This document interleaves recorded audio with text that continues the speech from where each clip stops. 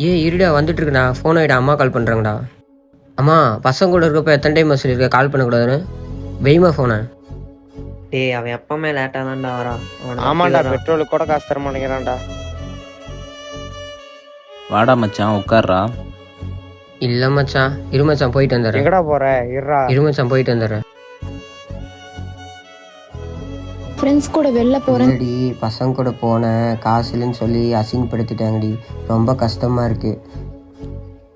சரி மீட் பண்ண வரியா? வீட்ல ஒர்க் இருக்குடா, மொபைலே தொடக்கூடாதுன்னு சொல்லிட்டாங்கடா. சரி பாரு. ஐயோ ஒன்று வேற சொல்ல மறந்துட்டோமே. இப்பதான் ஃபோன் யூஸ் பண்ணக்கூடாதுன்னு சொன்னாங்க, வேற யார்கிட்டயோ பேசிட்டு இருக்கா. இவனுங்களும் தட்டி விட்டானுங்க, இவளும் நம்மளை புரிஞ்சுக்க மாட்டேங்கிறா.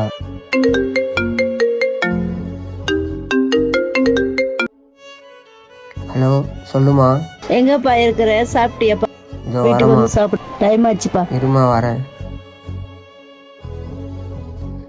பசங்க கூட போகும்போது எத்தனை வாட்டிமா சொல்லி கால் பண்ணக்கூடாது? வெய்மா ஃபோனை. யாரோ ஒருத்தங்களுக்காக அம்மா கிட்ட கோவப்படுவோம், கடைசியில் நீ தாண்டா என் புள்ளன்னு சொல்லிட்டு அம்மா மட்டும்தாங்க வருவாங்க.